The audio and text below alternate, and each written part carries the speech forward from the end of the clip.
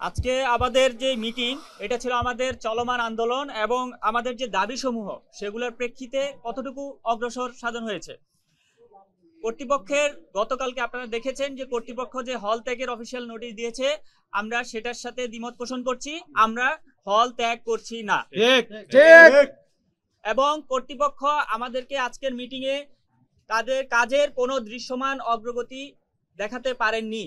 এই কারণে আমরা এমত অবস্থায় 24 ঘন্টার আলটিমেটাম জানাচ্ছি যে সুস্পষ্টভাবে জানিয়ে দিতে চাই, আগামীকাল 24 ঘন্টার মধ্যে স্বাস্থ্য উপদেষ্টা এবং তার সহযোগী টিম যদি ঢাকা মেডিকেল কলেজের ভগ্নদশা পরিদর্শনে না আসে, তাহলে আমরা আমাদের আন্দোলন আরো কঠোর থেকে কঠোরতর রূপ নিবে।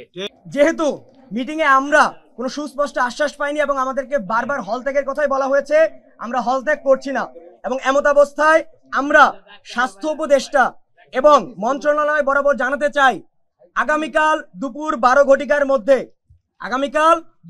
ঘটিকার মধ্যে স্বাস্থ্য উপদেষ্টা এবং প্রতিনিধি সমেত ঢাকা মেডিকেল কলেজে উপস্থিত হয়ে ভগ্নদশা পরিদর্শন করতে হবে এবং শিক্ষার্থীদের সাথে বৈঠকে বসে দাবিসমূহের সুস্পষ্ট সমাধান দিতে হবে। অন্যথায় আমরা আরো কঠোর আন্দোলনে যেতে বাধ্য হব।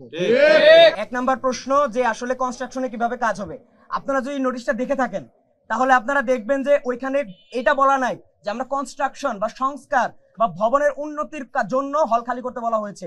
তারা আসলে ক্লাস অনির্দিষ্টকালের জন্য বন্ধ করেছে এবং আমরা শঙ্কা করছি, আমরা বলছি না যে এই উদ্দেশ্যে, আমরা শঙ্কা করছি যে হয়তো আন্দোলন দমনের জন্য, আমরা বলছি না এই জন্যই, শঙ্কা করছি আন্দোলন দমনের জন্য। কিন্তু আমাদের এই দাবি আদায়ের লড়াই চলতে থাকবে এবং যেহেতু ভবনের কোনো সংস্কার হচ্ছে না সেহেতু আমরা হলত্যাগ করছি না। দুই, কঠোর আন্দোলনের কথা যেটা বলা হচ্ছে, এটা আমরা কাল সিদ্ধান্ত নেব।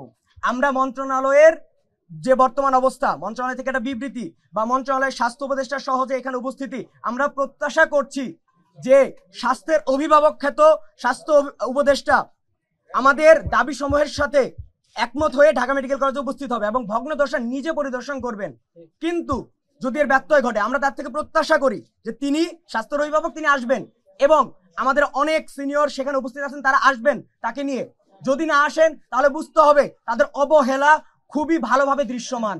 এবং এই যে আমাদের জীবন ঝুঁকি রয়েছে, আমাদের এই যে আমরা এমন একটা অবস্থায় আছি এবং আমরা যদি আন্দোলন থামিয়ে দেই, আমাদের তো আবার এই জায়গায় থাকতে হবে, এই জায়গায় ক্লাস করতে হবে। এই ছাত্র যদি আবার ধসে পড়ে, তার মানে কি আমাদের নিজেদের ঝুঁকি আছে। তিনি যদি স্বাস্থ্যের অভিভাবক হয়ে চান যে তার সন্তানেরা এবং তার মেডিকেল স্টুডেন্টরা এই ঝুঁকি নিয়ে থাকবে, এর দায়ভার তিনি নেবেন। আমাদের যে চারতলা, এই চারতলাটা আমাদের 7-8 মাস আগেই পরিত্যক্ত ঘোষণা করা হয়েছে এবং তার পরবর্তীতে আমরা সহযোগিতা করেছি, কর্তৃপক্ষ সহযোগিতা করেছেন। আমরা চেষ্টা করেছি যত দ্রুত সম্ভব চারতলা থেকে আমরা সরে যেতে পারি এবং বাকি যে 1, 2, 3 তলা, সেটা এখন চারতলার মতন ঝুঁকিপূর্ণ। আপনারা যারা পরিদর্শন করেছেন, চারতলা সবচেয়ে বেশি ঝুঁকিপূর্ণ। বাকি যে তালাগুলো রয়েছে সেগুলোতে আমরা সাময়িক সময়ের জন্য অবস্থান করতে পারবো, কিন্তু ভবিষ্যতের জন্য আজ থেকে 2 বছর হোক 3 বছর হোক, একটা যদি নতুন ভবন হয় সেটার জন্য অবশ্যই সময় লাগবে।